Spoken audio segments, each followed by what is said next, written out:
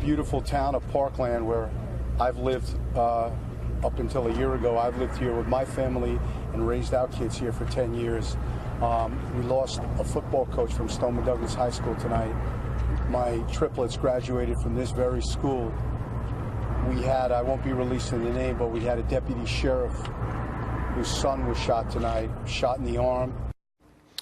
We're awaiting an update from the Broward County Sheriff's Office as well as doctors for the latest on the school shooting in South Florida. At least 17 are now dead.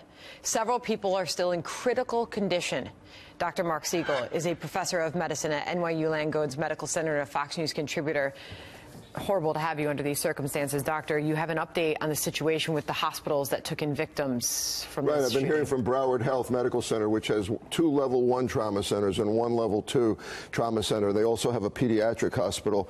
Broward Health Medical Center had 7 patients they took in, 5 non-life-threatening, 2 life-threatening, which I'll talk about, unstable vital signs. Broward North, which we heard from last night, took in 9 victims, actually 8 plus the shooter, and 3 were in life-threatening and 3 in non-life-threatening.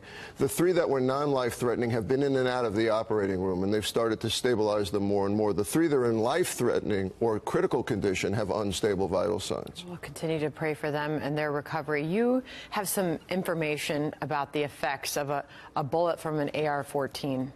Well, so here's the issue, Sandra. With an AR-15, you know, a lot of it is hemorrhaging because you damage blood vessels. But what people out there don't know is a lot of these blood vessels are damaged indirectly. You know why?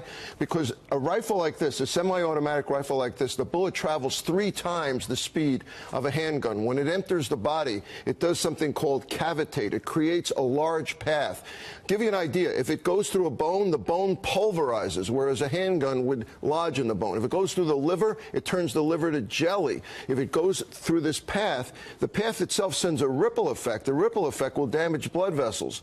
That's why you need multiple operations to stabilize patients. Exit wound, we're talking about the size of an orange. The bullet comes in, by the time it goes out of the body, it's the size of an orange. If it splinters, it can go into various organs, all of these organs requiring repair. The trauma surgery that's involved here is a great art. These doctors have a huge responsibility with those, especially that are in critical condition still at this point, Doctor.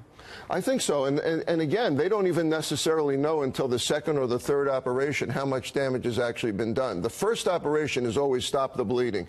And that takes 24 hours to know also, Sandra. You have to keep checking the hemoglobin to see if it's stable and then go back in and find the bleeder you didn't even know about. Stabilize the vital signs.